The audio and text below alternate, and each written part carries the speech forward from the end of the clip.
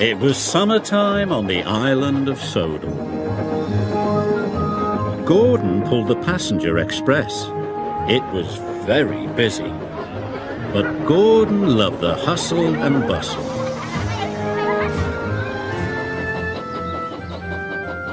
Henry hauled trucks in the forest.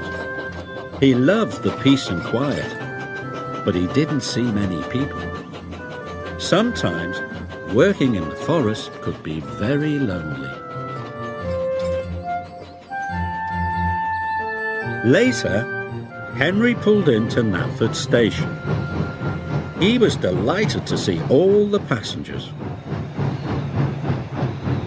But Gordon was not delighted to see Henry. "Keep your smelly phrase away from my passengers," grumbled Gordon. "But it's only logs," chuffed Henry. "Passengers and freight do not mix," huffed Gordon, and he wheeshed away.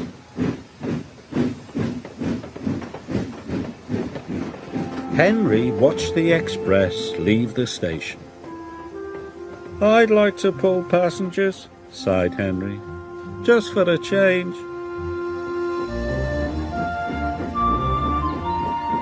Henry stopped at the water tank on the edge of the forest. Children were standing by one of the trees. "What are those children doing?" Henry asked Thomas.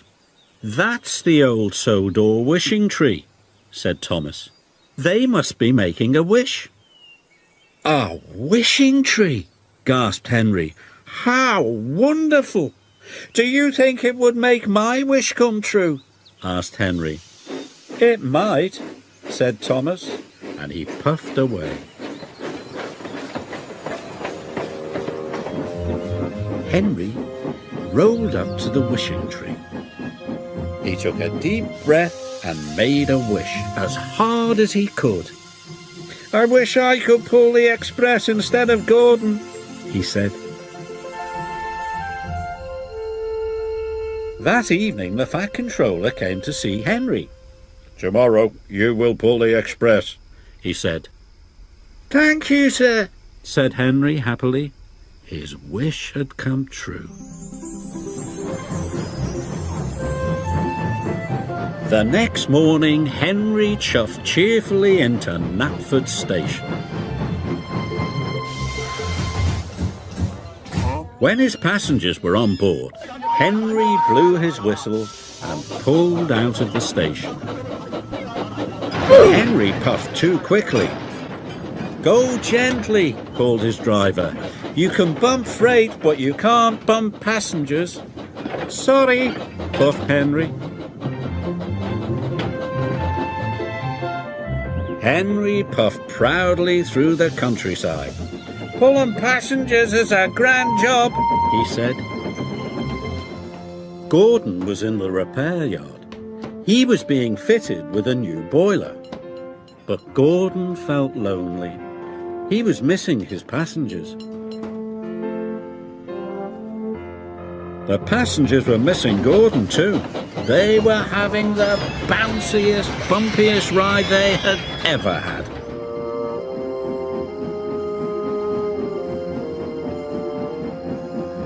When Henry got back to the sheds, the Fat Controller was waiting for him. "There have been complaints," he said sternly. "Passengers are not like logs. You must be gentle." "Yes, sir," said Henry sadly. Being gentle was very difficult. Then Henry saw Gordon. He was looking miserable. "My wish has made Gordon go to the repair yard," gasped Henry. This made Henry feel very bad.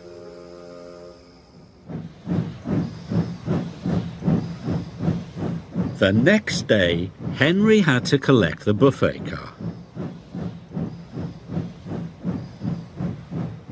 He tried his best to be gentle, but he shunted the buffet car so hard everything flew into the air. There were more complaints than ever. Henry didn't want to pull passengers anymore. He wanted to wish everything back to normal.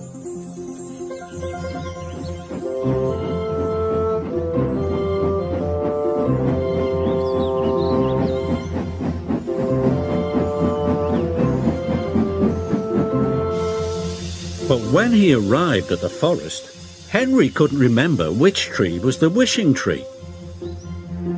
"Oh, no!" cried Henry. "Which one could it be?" Henry didn't know. So he decided to wish on all the trees. "I wish I could pull freight again," he puffed. Then he moved to the next tree and he wished again. "I wish I could pull freight again." The Fat Controller arrived on board Thomas. "What are you doing, Henry?" asked the Fat Controller. "You are causing confusion and delay." Henry told him all about the wishing tree. "Wishing trees don't run railways," said the Fat Controller. "That's my job. Gordon just needed some repairs. He'll be back tomorrow." Henry was delighted. The next day, Gordon came back to work. He looked as good as new. The passengers were so pleased to see him, they cheered and cheered and cheered. Gordon beamed happily for the rest of the day. Henry was happy to be back in the peace and quiet of the forest. At the end of the day, he stopped near the wishing tree. And even though the Fat Controller had told him trees don't run railways, Henry wished he would never have to pull passengers ever again, just in case.